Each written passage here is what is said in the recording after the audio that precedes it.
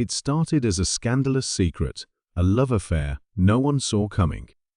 In a quiet suburban neighborhood where nothing ever seemed out of place, 67-year-old Eleanor Whitman had spent decades as the perfect grandmother, the kind who baked cookies for the neighborhood kids and tended to her rose garden with delicate care. But behind the carefully curated image of a sweet, elderly woman was a shocking double life that no one, not even her closest friends or family, could have imagined. Eleanor had been harboring a secret so outrageous, so unthinkable, that when the truth finally surfaced, it didn't just shake her family, it left an entire community reeling.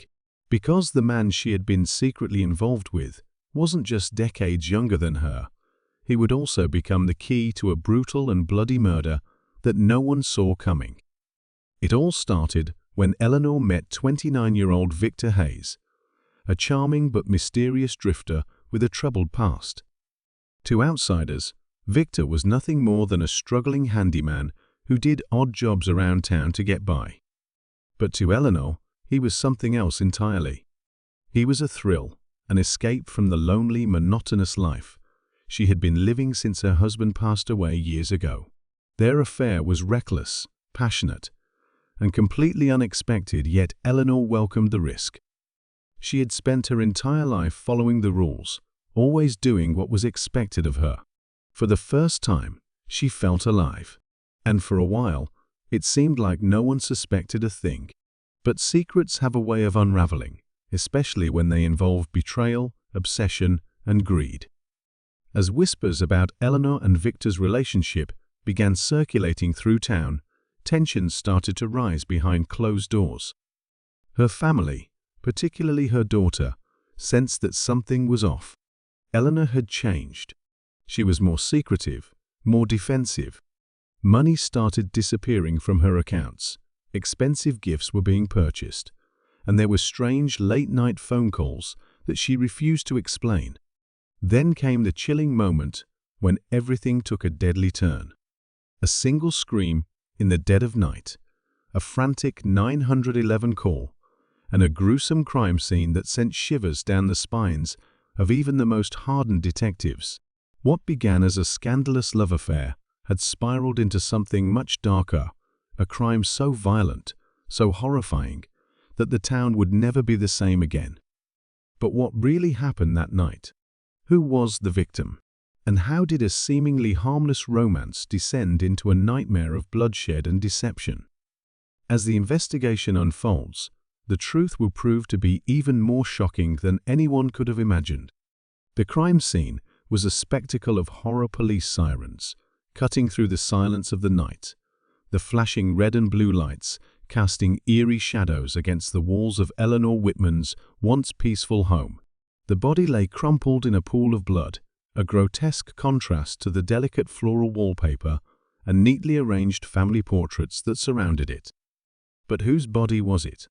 And more importantly, who was responsible for the brutal act that had shattered the illusion of Eleanor's picture-perfect life? As detectives stepped over the threshold, they were met with signs of a struggle: overturned furniture, shattered glass, and the unmistakable evidence of a violent altercation. Eleanor herself was nowhere to be found. Neither was Victor Hayes. The only thing that remained was the suffocating presence of something deeply, disturbingly wrong. Just days before, Eleanor had been seen around town acting strangely. She was distracted, nervous, and always glancing over her shoulder as if she feared someone was watching her. At the local grocery store, she had an odd exchange with the cashier, fumbling with her money, staring blankly as if lost in thought, before hastily gathering her bags and rushing out. A week prior, she had a tense conversation with her daughter, Lisa, in the middle of a crowded cafe. Witnesses later recalled that Lisa had looked frustrated, even angry, while Eleanor seemed desperate, pleading. But about what? Then there was Victor, the man who had seamlessly embedded himself into Eleanor's life, appearing as a devoted companion to those who saw them together, but carrying an air of secrecy that no one could quite place. Some people in town believed Victor was taking advantage of Eleanor, manipulating her for money and comfort. Others whispered that she was the one who had become dangerously obsessed with him, refusing to let go no matter the cost. The truth, as it turned out, was much more complicated. As detectives began piecing together the events leading up to the crime, they uncovered a tangled web of deception, greed, and hidden motives. There were financial transactions that didn't add up, large withdrawals from Eleanor's bank account, expensive gifts purchased under her name, and a sudden, unexplained life insurance policy that raised more questions than answers. Then came the conflicting accounts of Eleanor and Victor's relationship. Some said they seemed genuinely happy together, despite the age gap, while others claimed to have heard them arguing in hushed, angry tones. There were rumors of jealousy, of threats, of a deepening paranoia that had taken hold in the weeks before the tragedy. And then there were the outsiders, the figures lurking on the edges of their story, each with their own potential reasons for wanting to see Eleanor or Victor harmed. There was Lisa, Eleanor's daughter, who had always been fiercely protective of her mother's finances and deeply suspicious of Victor's intentions. There was Sam Whitman, Eleanor's estranged son, who had recently resurfaced after years of silence, suddenly interested in his mother's affairs right around the time her money began disappearing. And then there was Margaret, Eleanor's longtime friend and confidant, who had been one of the first to warn her about Victor, though no one knew exactly why Margaret had been so adamant about keeping them apart. Any one of them could have had reason to intervene, but would any of them have been capable of murder? As investigators continued to unravel the case, they realized that the deeper they dug, the more questions they uncovered. And the biggest question of all remained unanswered. Where was Eleanor Whitman? With tension mounting and the town gripped by fear and speculation, the case was far from straightforward. Twisted loyalties, secret betrayals, and a shocking revelation waiting just around the corner ensured that nothing was as it seemed. Because in the end, the truth wouldn't just reveal who was guilty, it would expose the darkest side of human nature, where love, obsession, and desperation collide in the most chilling ways imaginable. As investigators pressed forward, determined to make sense of the chilling crime that had upended their small town, they were met with a series of setbacks that made the case feel more like a shifting maze than a straight path to the truth. Just when they thought they were making progress, a crucial piece of evidence vanished: Eleanor's personal journal, which had been taken into police custody after being discovered in her bedroom, filled with cryptic, half-finished entries about Victor, Lisa, and a mysterious betrayal she had never fully explained. One moment, the journal was logged in as evidence, and the next, it was gone. No officer had signed it out, no surveillance footage showed who had taken it, and no one had an answer for where it had disappeared. It was as if someone was actively trying to erase the very threads that might have led to the truth. Then, there was the phone call. Detective Mark Grayson, the lead investigator on the case, received it late one evening as he sat in his car outside the Whitman house, going over his notes. The voice on the other end was low, distorted, either electronically altered or deliberately whispered. "You need to stop," the caller warned. "This isn't what you think it is. Let it go before someone else gets hurt." Before Grayson could respond, the line went dead, leaving him with nothing but the sound of his own breathing and the unsettling feeling that he was being watched. It wasn't the first time someone had tried to throw investigators off track, but this felt different. This wasn't just about covering up a crime, this was about protecting a secret, one that someone was willing to go to great lengths to keep buried. As Grayson and his team continued to dig, they stumbled upon something even more disturbing, a past event that had long been forgotten, but now seemed eerily connected to Eleanor's disappearance and the brutal murder at her home. Nearly 40 years ago, a young woman named Teresa Monroe had vanished from town without a trace. She had been a close friend of Eleanor's in her younger years, but her sudden disappearance was never fully investigated. Most people assumed she had simply run away, tired of small-town life, and the case eventually faded from memory. But Eleanor had never believed that. In one of her recovered letters, written decades ago, and addressed to an unknown recipient, she had pleaded for the truth about Teresa, saying she knew what happened and that she couldn't stay silent forever. That letter was never sent. Instead, it had been tucked away in the back of a drawer, hidden until now. Could it be possible that whatever Eleanor knew about Teresa's fate had finally caught up to her? And if so, who had been waiting all these years to make sure that truth never came to light? As the puzzle pieces began forming a disturbing picture, suspicion fell on those closest to Eleanor once again. Lisa had always been controlling, watching over her mother's life with a tight grip. But was it out of love or something darker? Victor, charming yet secretive, had a past filled with inconsistencies. But was he truly the villain in this story, or just another pawn in a much larger game? And then there was Margaret, the loyal friend, who had always stood by Eleanor's side, but had recently begun acting strangely. She had been the one to initially report Eleanor missing, yet she had no clear alibi for the night of the murder. When confronted, she deflected, growing defensive, insisting she was only trying to help. But there was something in her eyes, a flicker of unease, as if she knew more than she was willing to say. Then, just as investigators began pushing harder for answers, another chilling event rocked the case. Margaret was found unconscious in her home, the victim of an apparent attack. Her house had been ransacked, drawers yanked open, papers strewn everywhere, as if someone had been searching for something. But what? And more importantly, had they found it? Margaret survived, but when she woke, she refused to speak. Whether out of fear, shock, or guilt, no one knew. All they knew was that someone was still out there, working in the shadows, pulling the strings of a mystery that had only just begun to unravel. And just when it seemed like things couldn't get any more twisted, a shocking discovery turned everything on its head. Eleanor Whitman's car, abandoned on the outskirts of town, its interior stained with something dark and unmistakable. Blood.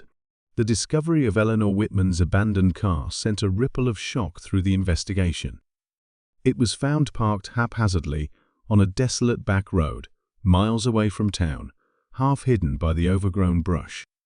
The doors were unlocked, the keys still in the ignition, and the driver's seatbelt stretched across the seat, as if someone had unbuckled it in a hurry. But the most disturbing detail was the blood smeared across the dashboard and the inside of the door, just enough to suggest violence, but not enough to confirm whether it belonged to Eleanor or someone else. A preliminary test confirmed it was human, but the full results wouldn't be available for days. In the meantime, the question loomed over the case like a storm cloud. Had Eleanor been the victim, or had she been the one to spill the blood? As detectives processed the scene, a second mystery unfolded miles away. Lisa Whitman, Eleanor's daughter, had been staying at a friend's house since the investigation began, unwilling to be alone in her own home. That night, she received an unmarked envelope slipped under the door. There was no postage, no name, just her own address written in careful, deliberate handwriting. Inside was a single photograph, old and faded, showing two young women in their 20s, sitting on a porch, smiling at the camera. One of them was Eleanor. The other was Teresa Monroe, the woman who had vanished decades ago. But it wasn't just the photo that sent a chill down Lisa's spine. It was the message scrawled in jagged red ink across the bottom. She knew. And now you do too. Lisa's hands trembled as she turned the photo over, hoping for some explanation, but the back was blank. Whoever had sent it wanted her to understand one thing: her mother's disappearance was not an isolated event. It was connected to something much older, much deeper, and now Lisa was tangled in it too. Lisa wasn't the only one being watched. Across town, Detective Grayson was reviewing the case files at his desk when a uniformed officer rushed in, his face pale. "Sir, you need to see this." In his hand was a manila folder that had just been left at the front desk, delivered anonymously, just like Lisa's envelope. Inside was a copy of Eleanor's bank records, but one transaction stood out: a withdrawal of $10,000 made just days before her disappearance, with no clear indication of where the money had gone. But that wasn't the most unsettling part. Stapled to the back of the bank statement was a printed email, one that Eleanor had sent just a week before everything unraveled. It was short, urgent, and addressed to a name that hadn't been mentioned in the investigation before. "I need to see you. It's about Teresa. I think someone knows what we did."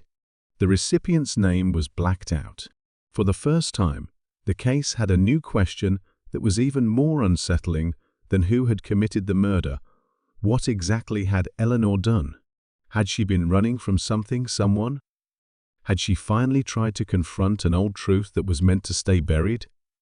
And if so, was that why she was gone? As these discoveries surfaced, suspicions shifted once again. Victor Hayes, Eleanor's much younger lover, had always been the obvious suspect, but suddenly he wasn't the only one with a motive. Someone else, someone who had known Eleanor for years, maybe even decades, had been hiding secrets just as dangerous as his. Lisa had always resented her mother's choices, but had she known about this hidden past all along? Margaret, the lifelong friend who had warned Eleanor against Victor, had ties to Teresa Monroe as well, but was she trying to protect Eleanor, or silence her? And what about Sam, Eleanor's estranged son, who had recently returned, claiming he only wanted to make amends before it was too late? Had he come back for reconciliation, or was there another reason he had suddenly appeared just as his mother's life spiraled out of control? The answers weren't coming fast enough, and the stakes had never been higher.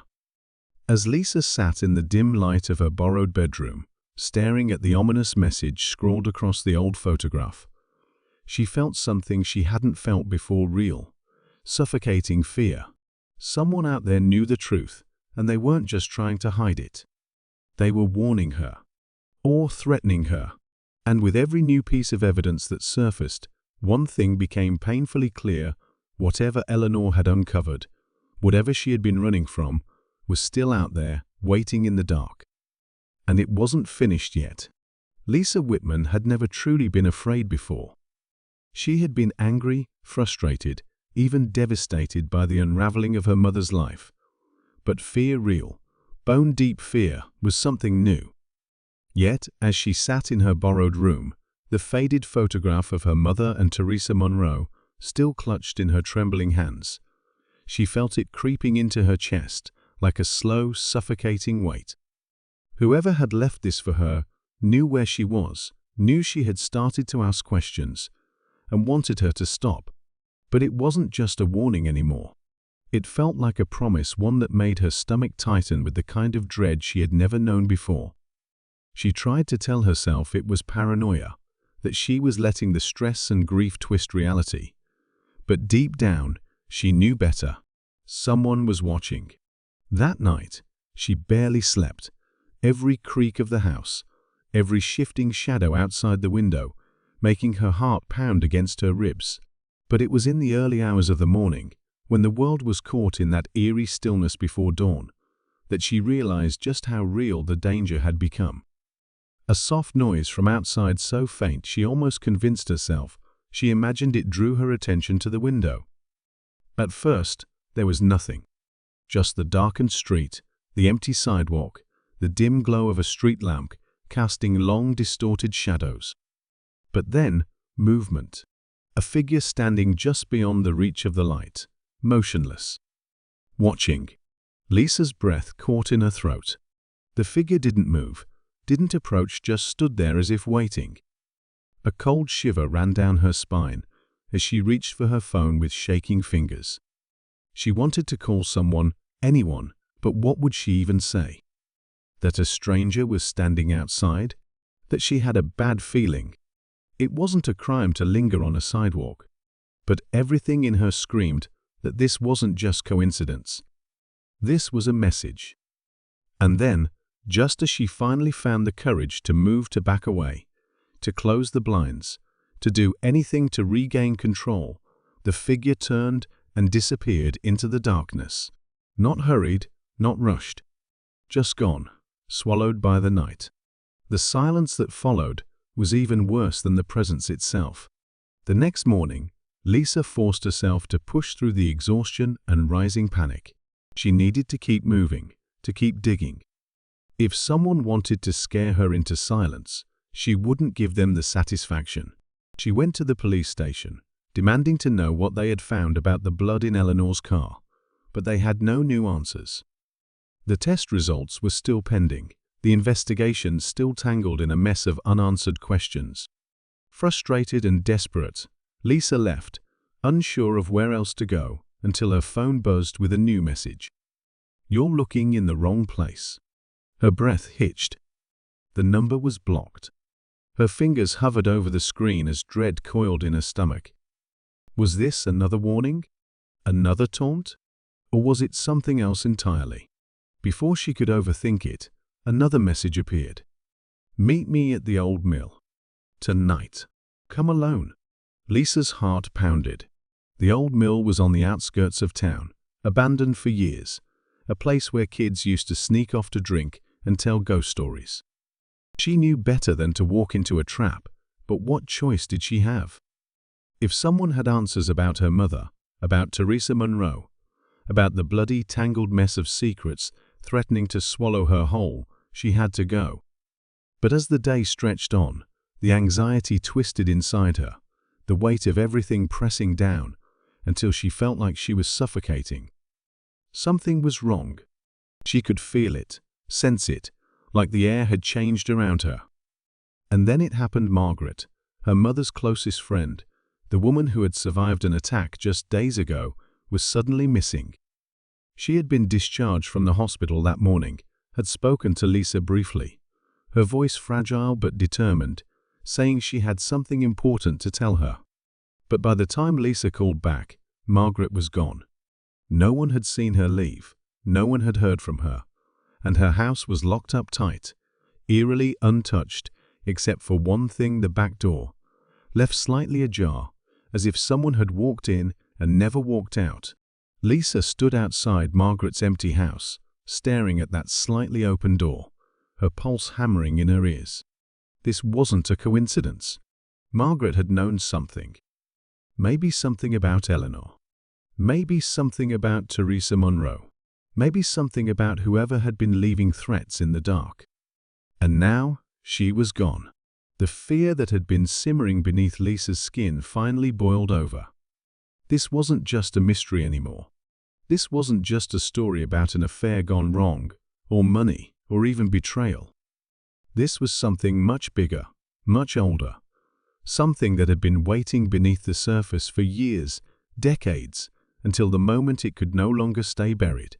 And Lisa had the sinking, suffocating feeling that she was already too deep to escape. But she wasn't going to run. She was going to the old mill, and she wasn't sure she would make it back.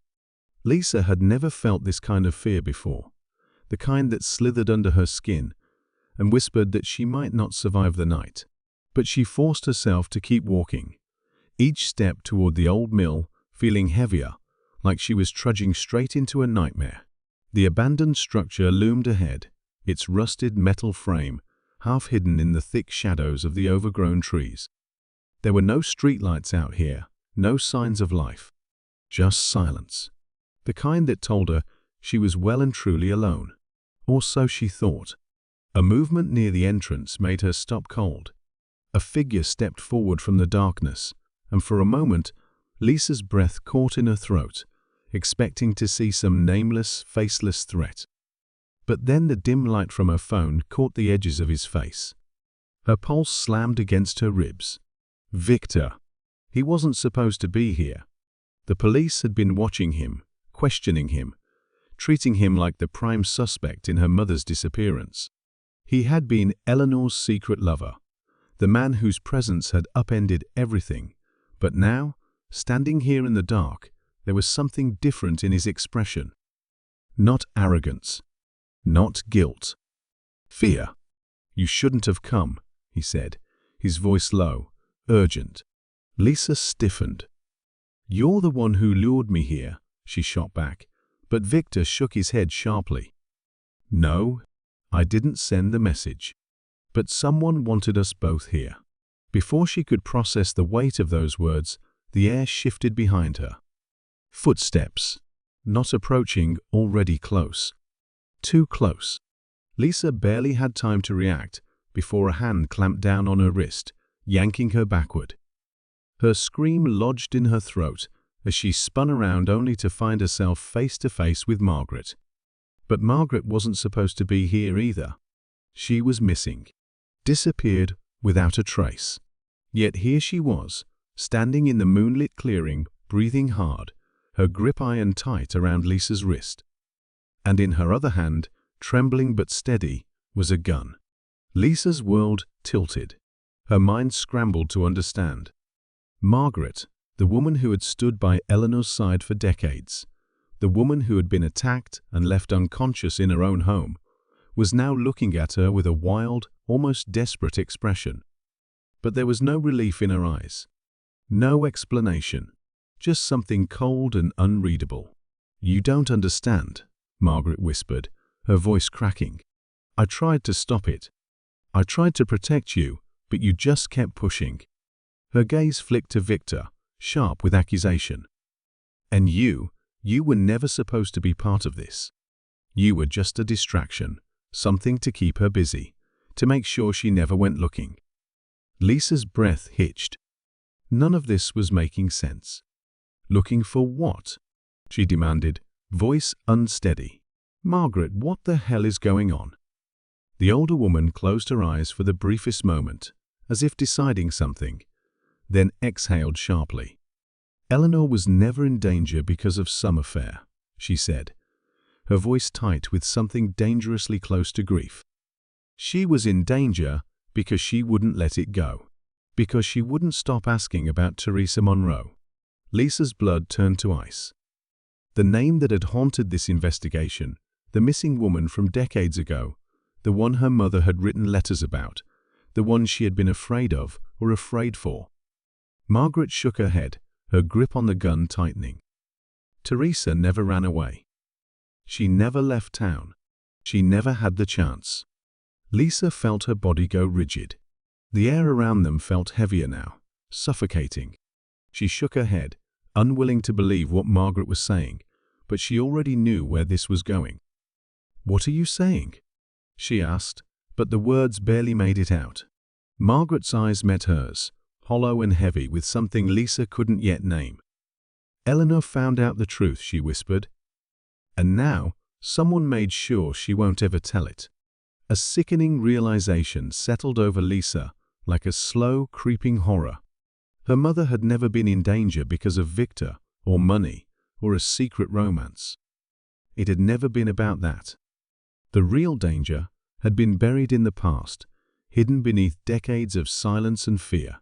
Teresa Monroe wasn't just some mystery Eleanor had obsessed over. She was the key to everything. And now, the one person who had finally started to put the pieces together was gone. Lisa's throat went dry. The truth was right there, just out of reach, waiting to be uncovered. But before she could ask another question, before she could even decide whether to run or fight, another sound cut through the night, a low, deliberate click. The sound of a second gun being cocked. Lisa barely had time to turn before the voice came from the darkness. "That's enough." And just like that, she realized Margaret wasn't the only one keeping secrets. Lisa's breath came in short, uneven gasps, her pulse roaring in her ears as the cold, metallic click of the second gun sent a chill straight to her bones. She barely turned her head, afraid that any sudden movement would send the situation spiraling further out of control. The voice had come from the shadows, low, measured, eerily calm. And then, stepping into the pale slant of moonlight, was Sam, her brother. Lisa felt her entire body stiffen, her stomach twisting into a nauseating knot. Sam, who had only just returned after years of silence. Sam, who had claimed he was here to make amends, to reconnect after all this time. Sam, who had watched her struggle to unravel their mother's disappearance, without once telling her that he knew far more than he let on. Now he stood just feet away, his expression grim, his posture rigid, a gun steady in his hand. He wasn't pointing it at her, not yet, but the weight of it in his grip made his message clear. Lisa felt sick. Margaret's breath hitched beside her. "You," she whispered, the word barely audible, laced with something between fury and disbelief. Her own gun wavered slightly, her knuckles white from holding it too tight. Lisa's mind raced, her thoughts colliding into each other so fast that she could barely make sense of them. Had Margaret known? Had she suspected Sam all along? Was that why she had vanished? Why she had lured Lisa out here to finally expose him? Lisa swallowed hard, her voice barely steady. "Sam, what are you doing?" His eyes flickered to hers, something unreadable passing through them. "You were supposed to stop, Lisa," he said, quiet but firm. "I told you to let it go." A wave of icy rage surged through her. "You knew," she breathed, her fingers tightening around the crumpled photograph still in her palm. "This whole time you knew." Sam exhaled sharply, shaking his head. "It's not what you think." Lisa let out a bitter laugh, though it came out more like a broken exhale. "Oh, really? Because it sure as hell looks like you've been lying to me since the moment you showed up." Her voice rose, her anger overtaking the fear, cracking under the weight of betrayal. "Did you know what happened to Mom? Did you help cover it up?" Sam's jaw clenched, his grip tightening on the gun. "I didn't hurt her," he said, but there was something in his tone that made Lisa's stomach drop. A hesitation, a weight, the kind of burden a person carried when they had done something they could never take back. Margaret's breath was ragged beside her, her hands still shaking. "You bastard," she whispered. "You let her dig. You let her believe she was onto something new when all she was doing was circling back to you." Lisa's mind reeled. Sam had let Eleanor chase Teresa's ghost, had let her think she was onto something long forgotten. But the truth was, it had never been buried. It had been right there, lingering in the people she trusted. And now, she could see it in Sam's face, the weight of guilt, of knowing exactly how deep this went. Lisa's chest ached with the force of her own heartbeat. "Tell me what happened to her," she demanded, the words barely making it out. "Right now, Sam. No more games." Sam hesitated, just for a moment. Then, finally, his expression hardened. "It's not just about Mom," he said, his voice almost too quiet. It never was. The world around Lisa seemed to tilt. Her breath came short, her body tense as the full weight of his words sank in. This wasn't just about Eleanor. It wasn't just about an affair or a cover-up. It had always been about Teresa Monroe, about something so deeply buried that Eleanor's curiosity had cost her more than she ever could have imagined. Lisa's mind was spinning, trying to piece it all together, when Sam took a slow, deliberate step closer. "You need to make a choice," he said, his voice low, steady. "You can turn around, go home, and stop chasing this. You can let it go, Lisa. Or," he let the word linger, heavy and unspoken, "or she wouldn't make it out of this night." Lisa's pulse thundered. He wasn't asking her to choose between the truth and ignorance. He was asking her to choose between her own survival and uncovering what their mother had died trying to expose. For the first time, she truly understood the weight of what she had walked into. This wasn't just about secrets anymore. This was about survival. And if she wanted to live, she might have to walk away from the truth forever. But could she? Her mother hadn't. And that had cost Eleanor Whitman her life. Lisa wasn't sure she was ready to find out what it would cost her.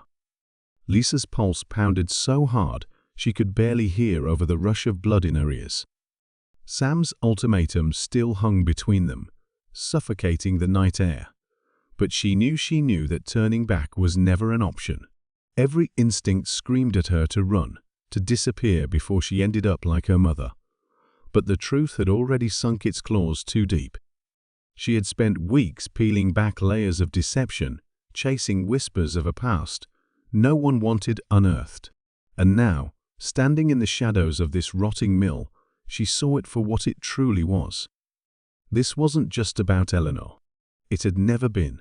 Sam's hand tightened around the gun, but his eyes betrayed something fractured, something haunted. He wasn't just issuing a warning, he was begging her to stop before she crossed the point of no return. But that was the problem. She already had. Margaret was the first to move. With a sharp inhale, she steadied herself, her grip firm on her own weapon, her voice trembling but laced with fury. "Lisa's not going anywhere." She turned her gaze on Sam, her eyes glinting with something far deadlier than fear. "And neither are you." For the briefest moment, Lisa thought she saw uncertainty flicker across her brother's face. But before she could process it, something else cut through the movement. A rustling beyond the clearing, the unmistakable crunch of footsteps against dry leaves. Not one, not two, several. Lisa's stomach lurched. They weren't alone. Her eyes darted to Sam, whose expression had shifted not to fear, but resignation. And that was when it hit her. He hadn't come alone. A second later, flashlights burst through the darkness, beams of light slicing through the thick, suffocating night. Figures emerged from the trees, 4, maybe 5, moving with the kind of purpose that sent a chill straight through Lisa's bones. Not lost hikers, not cops. People who had been waiting, watching. Lisa's breath caught in her throat. And then she saw him. Stepping into the glow of the headlights, Sheriff David Holloway. Lisa's stomach clenched so violently she thought she might be sick. Holloway, the man who had stood in her living room weeks ago, assuring her that the department was doing everything they could to find her mother. The same man who had dismissed Eleanor's concerns, who had told Lisa time and time again that there was no conspiracy, no deeper truth, just a tragic disappearance. And now here he was, standing shoulder to shoulder with the very people keeping those secrets buried. Lisa's hands went cold. Her brain screamed at her to make sense of this, but there was no time. Holloway's expression was unreadable as he took slow, deliberate steps toward them. "Margaret," he said, his voice steady, almost bored. "You never did know when to leave things alone." Margaret's jaw clenched. "Go to hell." Holloway barely reacted. Instead, he turned to Lisa, his gaze heavy, as if weighing something in his mind. "I told you to stop digging, Lisa," he said, almost regretfully. "I gave you every chance to walk away." Lisa's breath shuddered. "You knew," she whispered, the realization slicing through her like a blade. "You knew what happened to my mother this whole time." Holloway let out a slow breath. "Your mother was a problem. The same way Teresa Monroe was a problem." He tilted his head, considering her. "And now, you've made yourself one too." Lisa's entire body screamed at her to run, but she couldn't, not with the weight of the truth pressing down on her. It was all connected. The missing women, the threats, the cryptic warnings. The town itself was in on it. Or at least the ones who pulled the strings. Holloway took another step forward, his tone casual. "You're outnumbered, Lisa. You and Margaret can't possibly think you're walking away from this." Lisa's gaze flicked to Sam, searching for something, anything. But her brother's face was unreadable. A soldier standing in line, awaiting orders. And then it hit her. He wasn't just involved. He was one of them. A fresh wave of betrayal surged through her, but she forced herself to stay steady. She could break down later if she survived this night. Her mind raced. There had to be a way out. There had to be something she could do, some way to turn this against them. But as Holloway reached for his gun, as the men behind him shifted, ready to end this once and for all, Lisa realized something chilling. This wasn't about covering up a murder. This was about protecting something far, far worse. And whatever it was, they were willing to kill her to keep it buried. Lisa's breath burned in her chest as she stood frozen, the weight of betrayal pressing down on her like a vice. Sheriff Holloway's gun was steady at his side, his eyes cold and calculating, as if he had already decided how this night would end. Behind him, his men shifted, their fingers resting lightly on their weapons, waiting for the order. And then there was Sam, her own brother, standing just a few feet away, the conflict in his face barely visible beneath the tension, tightening his jaw. Lisa wanted to believe there was still a sliver of the boy she had once known buried somewhere deep inside him. But that hope was shrinking fast. Margaret shifted beside her, her grip tight on her own gun. "If you're gonna kill us, Holloway," she spat, "just do it already. Or are you scared we'll start talking?" A low chuckle rumbled from Holloway's chest. "See, that's the problem with people like you," he said. "Always thinking you're the ones holding the cards." He gestured lazily with his gun. "But in case you haven't noticed, you're outnumbered. There's no one coming to save you. No last-minute heroics. Just a bad decision that got you in way over your head." Lisa's mind raced, heart slamming against her ribs, as she scanned the darkened clearing for any chance of survival. Her fingers curled tighter around the crumpled photograph still in her pocket, the last link to the truth her mother had died chasing. And suddenly, it clicked. They weren't trying to cover up Eleanor's disappearance. They were trying to bury what she had found. Lisa's voice came out steadier than she expected. "You think killing us will make this go away?" She took a slow step forward, feeling every gun shift slightly in response. "You think this is still about what happened to Teresa Monroe?" She let out a short, humorless laugh. "It's bigger than that, isn't it? Bigger than one affair. This town, your whole operation, you've been doing this for decades." A flicker of something crossed Holloway's face, just for a second. Lisa pushed harder. "You weren't just covering for my mother's murder. You were covering for every other woman who figured out what was really going on in this town." She swallowed, pulse hammering. The money, the land deals, the people who just disappeared. Holloway's jaw tightened. That was it.